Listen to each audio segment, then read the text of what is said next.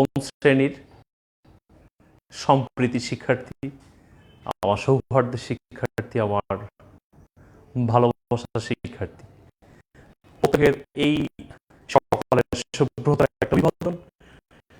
কিন্তু যেখানে বর্তমান পরিস্থিতি এবং পরিবেশ আমাদের বিরুদ্ধে অবস্থান নিচ্ছে, জানো বিগত সময় থেকে কোভিড-19 কারণে এক ধরনের বিপর্যয়, মানসিক, শারীরিক, সামাজিক, আর্থিক এবং প্রাণহানি সহ নানা ধরনের ডিসঅর্ডার আমাদের মধ্যে হাজির হয়েছে। ইতোমধ্যে খুলনা, রাজশাহী এই অঞ্চলগুলো পার্টিকুলারলি যারা হচ্ছে যে বিভাগ কিংবা জেলাগুলো সীমান্ত এলাকা, সেখানে হটস্পট বলে the area of the border line is going to considered as the hotspot for COVID-19, and by this time Khulna is in major position and top position for COVID-19 going to hotspot. যাই হোক, আমি এর মধ্যে আমাদের সকল ঝাঞ্ঝা, বিবাদ, বিসম্বর এর মধ্যে থেকেও আমাদের দৈনন্দিন কাজের জন্যে, যেমন পড়াশোনা, শিক্ষার্থী হিসেবে এটা তোমাদেরকে it should be go on, চালিয়ে যেতে হবে, carry on, it should carry on, it should be carried on. আর যাই হোক, আমি সে লক্ষ্যেই যে সামনে যেহেতু পরীক্ষা, তোমরা সেখানে পরীক্ষা হাজির হবে। দেখো এখানে চুজ দ্য বেস্ট অ্যান্সার বা correct answer, answer the questions in passage উপরে ভিত্তি করে, fill in the gap, matching থাকবে, গ্রাফ অ্যান্ড পাইচার্ট, প্যারাগ্রাফ থাকবে। তো এইগুলো বিষয়গুলো মিলিয়ে সেখানে 50 মার্কের পরীক্ষা দেবে। তো আমি দেখো এখানে এই যে ম্যাচিং দিয়েছি, ম্যাচিং 1 নম্বরটা দেখো, ম্যাচিংয়ে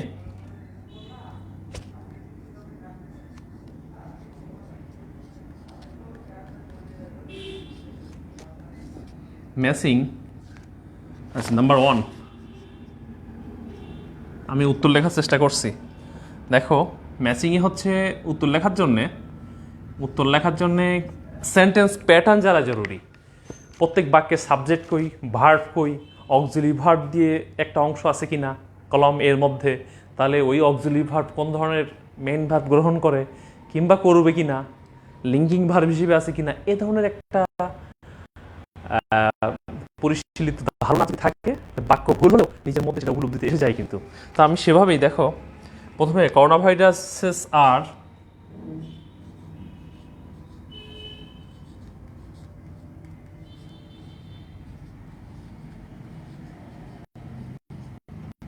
coronaviruses are a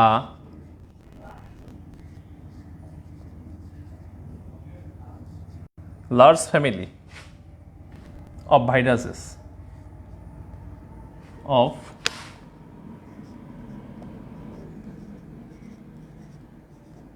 আমি এটা মিলিয়েছি। দেখো কীভাবে লিখেছি, করোনা ভাইরাসেস আর, এখানে প্রথম ছিল কি করোনা ভাইরাসেস আর এর পরে করোনা ভাইরাসেস আর ইলনেস। আচ্ছা, ইলনেস লিঙ্কিং ভার্ব হিসেবে ইলনেস অথবা আর কজড বাই সেটা হতে পারত, are before the outbreak, are before হয়টা এটা হতে পারে না। আর নন, যেহেতু আর নন পরেরটা দুইটা আর তো হবে না, তাহলে করোনা ভাইরাসেস আর ইলনেস দিয়ে করোনা ভাইরাসেস হয় অসুস্থতা, তবে লিঙ্কিং ভার্ব নাউনকে গ্রহণ কম করে। আর illness direct linking verb abstract নাউনকে রিসিভ করে না, গ্রহণ করে না।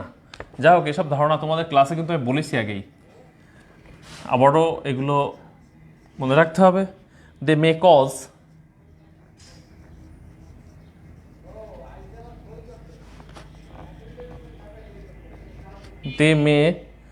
Cause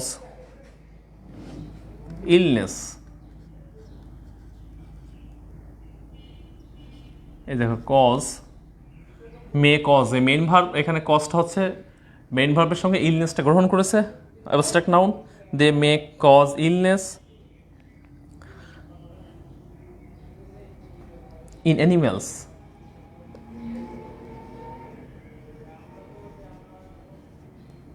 animals or humans।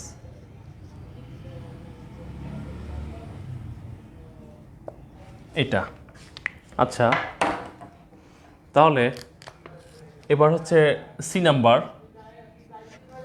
Number হচ্ছে ইন হিউম্যানস। তাহলে বি নাম্বার কি হলো? তার কারণ হতে পারে, অসুস্থতার কারণ ইন অ্যানিমালস অর হিউম্যানস, প্রাণী অথবা মানব সমাজের জন্য অসুস্থতার কারণ হতে পারে। কোনটা? Corona virus. প্রথমে বলেছি corona viruses are a large family of viruses, ভাইরাসের একটা বড় ফ্যামিলি এরা। কোনটা? এই করোনা ভাইরাসটা।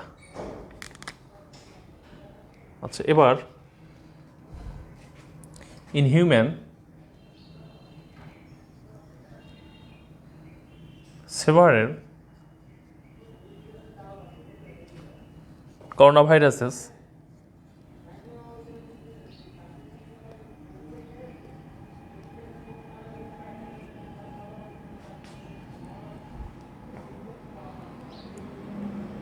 are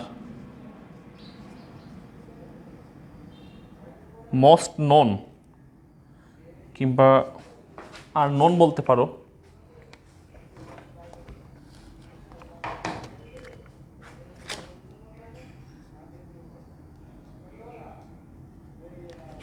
are known to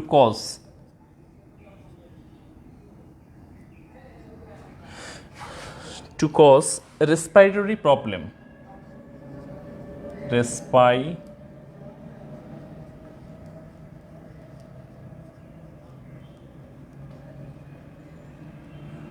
D number. তাহলে করোনা মানুষ ইনহিউম্যান, অর্থাৎ মানব শরীরে সেভারাল করোনা ভাইরাসের বিভিন্ন ধরনের করোনা ভাইরাস আর নন পরিচিত টু কজ রেসপিরেটরি প্রবলেম, শ্বাস প্রশ্বাসের সমস্যা হিসেবে পরিচিত যে করোনা ভাইরাসটা আমাদের মানুষের মধ্যে যে করোনা ভাইরাসটা।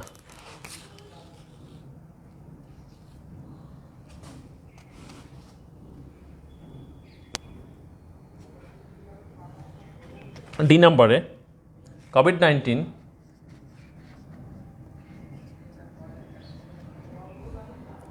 is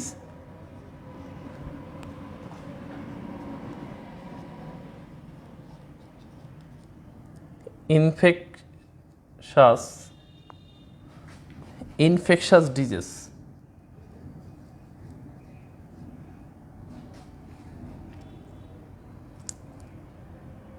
the most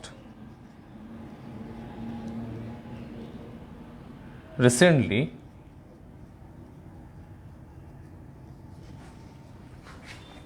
discovered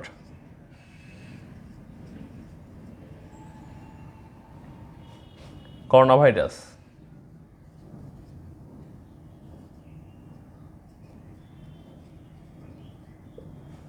আচ্ছা, E number, this new virus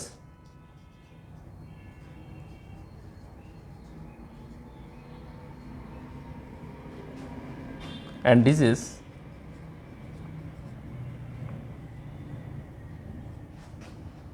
were unknown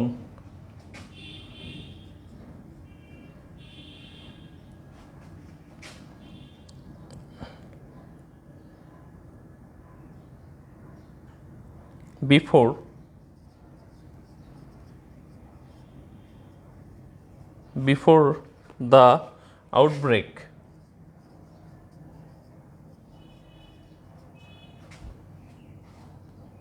began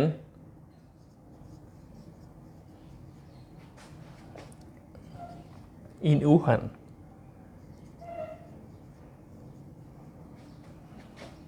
China,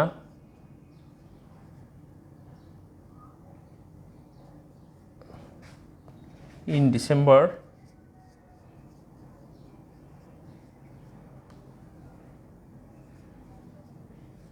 দেখো আমি এই ফার্স্টটা উত্তর আমি লিখেছি, কিন্তু ম্যাসিংয়ের প্রথমটার উত্তরটা আমি লেখার চেষ্টা করেছি, লিখেছিও। আচ্ছা, তোমরা এবার প্রথম যেটা আমি corona viruses are last family of viruses, corona virus হয় একটা বড় পরিবার, কিসের? ভাইরাসের পরিবার। সেটা দেবে কজ, তার কারণ হতে পারে অসুস্থতার মানব শরীরে এবং প্রাণীর ক্ষেত্রে। ইন হিউম্যান মানব শরীরে কিংবা মানবের ক্ষেত্রে মানব জাতির ক্ষেত্রে several corona viruses are known to cause respiratory problem. Several corona viruses সেগুলো হচ্ছে পরিচিত শ্বাস প্রশ্বাসী সমস্যা হিসেবে। কোভিড-19 ইজ দ্য ইনফেকশাস ডিজিজ। কোভিড-19 একটা কি ইনফেকশান জাতীয় যেটা রোগ, সেটা কি the most recently discovered corona virus, আর সেটাই হচ্ছে বর্তমান রিসেন্টলি করোনা ভাইরাস হিসেবে সেটা আবিষ্কৃত হয়েছে।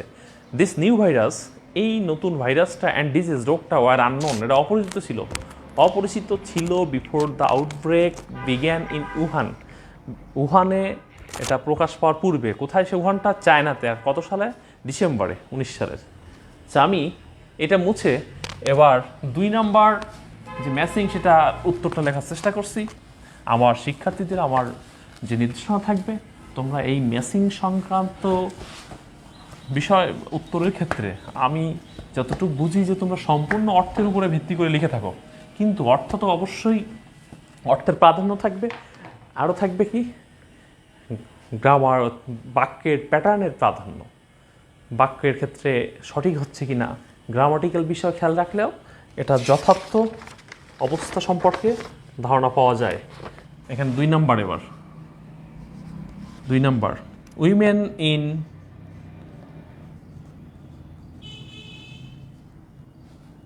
রুরাল বেঙ্গল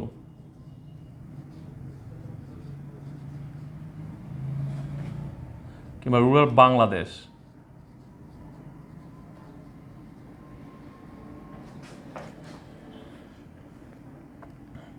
হ্যাভ, এখানে উইমেন প্লুরাল তো হ্যাভটা এখানে নিতে হবে। দেখো অক্সিলারি ভার্ব দুইটা আছে, হ্যাভ স্টার্টেড রিফিং সেটা হতে পারে, কিন্তু অর্থ অনুযায়ী এটাই বেশি গুরুত্বপূর্ণ। Have very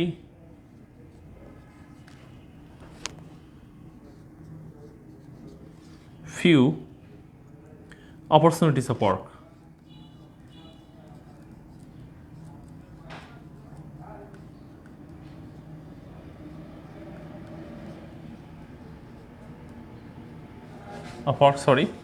opportunity of work.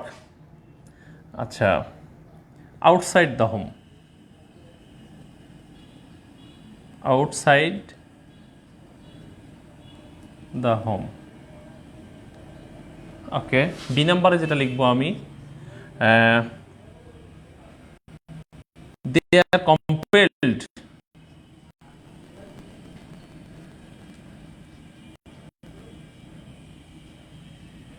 They are compelled, তারা, কম্পেলড শব্দের অর্থ হচ্ছে তারা বাধ্য হয়, to spend,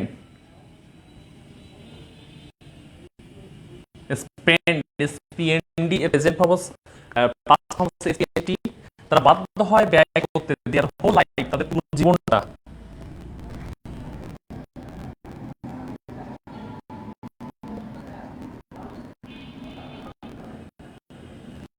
whole life in doing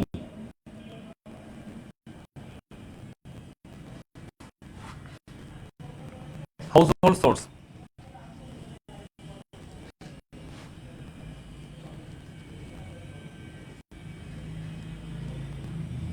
তাহলে সমস্ত জীবনটা তারা কি করতে বাধ্য হয়?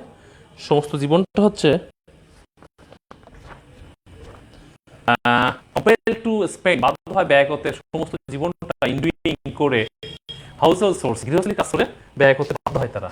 এক ধরনের প্রেশার তাদেরকে এসে যায় তাদের নিজের উপরেই রিসেন্টলি।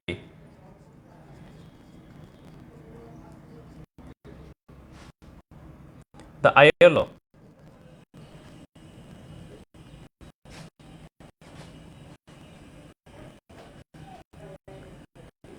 has launched, ILO চালু করেছে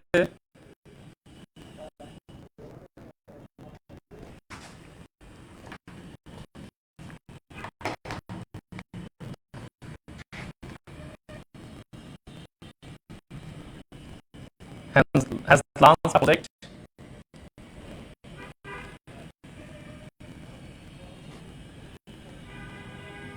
for employment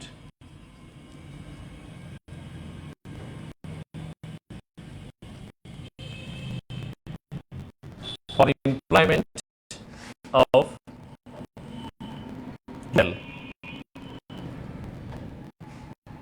women. D number, তাহলে রিসেন্টলি সম্প্রতি আইএলও চালু করেছে একটা প্রজেক্ট ফর এমপ্লয়মেন্ট, কাজের জন্য ফর রুরাল উইমেন, গ্রাম মহিলাদের। দ্য প্রজেক্ট এইমস এট, এই প্রজেক্টের উদ্দেশ্যটা কি?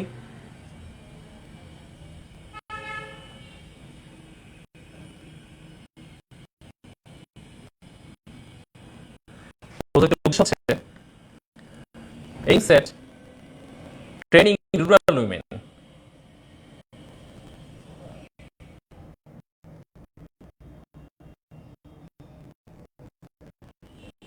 ট্রেনিং প্রশিক্ষণ দেওয়া গ্রাম্য মহিলাদের, রুরাল উইমেন।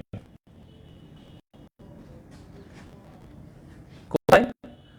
আচ্ছা, ইন ভেরিয়াস, বিভিন্ন, ভেরিয়াস মানে বিভিন্ন, ইন ভেরিয়াস ইকোনমিক অ্যাক্টিভিটিস, বিভিন্ন অর্থনৈতিক ক্ষেত্রে।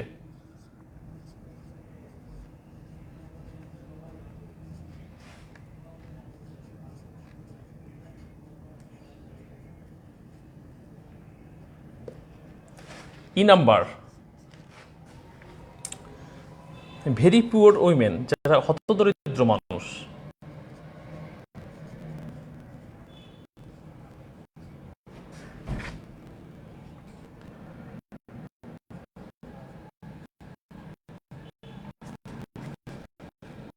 হ্যাভ স্টার্টেড, হতদরিদ্র মানুষরা তারা পেতে শুরু করেছে, ফল পেতে, রিপিং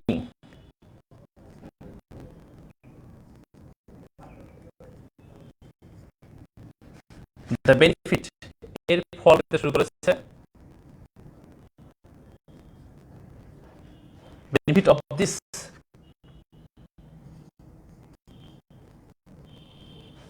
এই লাউডেবল, লাউডেবল হচ্ছে প্রশংসনীয়,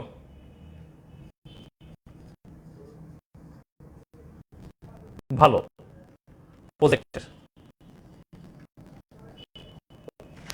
দেখো প্রিয় শিক্ষার্থী, আমি চেষ্টা করেছিলাম, প্রথম বাক্যটা হচ্ছে উইমেন ইন রুরাল বাংলাদেশ, বাংলাদেশের গ্রামের মহিলারা হ্যাভ ভেরি ফিউ অপরচুনিটিস, আছে খুব স্বল্প, ভেরি ফিউ মানে খুব অল্প সুযোগ নেই বললেই চলে। এ ফিউ পজিটিভ শব্দটা, এ ফিউ মানে হচ্ছে অল্প সুযোগ আছে, আর শুধু ফিউ, অনলি ফিউ হচ্ছে নেগেটিভ অর্থ প্রকাশ করে। ভেরি ফিউ সুযোগ নেই বললেই চলে, কাজের আউটসাইড দ্য হোম, বাড়ির কাজ সুযোগ খুবই স্বল্প। তারা বাধ্য হয় ব্যয় করতে ভোর লাইফ, সমস্ত জীবনটা ইন ডুইং হাউসহোল্ড সোর্স, গৃহস্থলীর কাজ করে।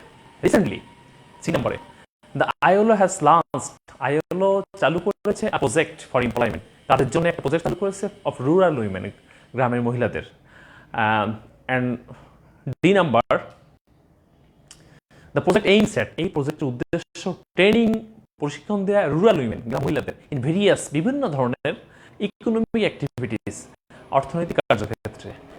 এই নাম্বার যেটা বলা হয়েছে, ভেরি পুয়ার উইমেন, যারা হতদরিদ্র মহিলা, হ্যাভ স্টার্টেড রিপিং, তারা শুরু করেছে এর ফলটা পেতে, বেনিফিট সুফলটা অফ দিস লাউডেবল প্রজেক্ট, এই যে প্রশংসনীয় যে প্রজেক্ট, ভালো প্রজেক্ট, এটা ফলটা পেতে শুরু করেছে। প্রিয় শিক্ষার্থী, আমি এই দুইটা ম্যাচিং, তোমরা এটা যদি একটু প্র্যাকটিস না করে থাকো তাহলে কিন্তু তোমাদের কাছে দুরূহ মনে হতে পারে। আমি অবশ্যই আশা করছি তোমরা স্টাডি করতেছো। আর এখানে যে পাই চার্ট দেওয়া হয়েছে, পাই চার্টটা সম্পর্কে কিন্তু আমি যে তোমাদের ইউটিউবে যে ক্লাস লোড দেওয়া আছে কিংবা ফেসবুকে, সেটা অবশ্যই দেখবে, কিন্তু দেখলে এই পাই চার্ট লেখার ক্ষেত্রে তোমার ধারণাটা খুবই উন্নত থাকবে। আর প্রয়োজনে আমাকে যোগাযোগ করবে। আর আমি জানি তোমরা নিজের থেকেও এটা লেখার চেষ্টা করতে পারবে, তবে কথা থাকবে বাক্যগুলো যেন সঠিক হয়, লেখার প্যাটার্নটা যেন মানসম্মত হয়, যেন স্ট্যান্ডার্ডটি বজায় থাকে। ভালো থাকবে সবাই। পরিস্থিতির বিরুদ্ধে অবস্থান নিয়ে নিজেকে সুস্থ রাখা, সমাজকে ভালো রাখা, সর্বোপরি প্রত্যেকের জন্য আমি এই দোয়াটাকে শেষ করছি আজকের ক্লাস। আল্লাহ হাফেজ।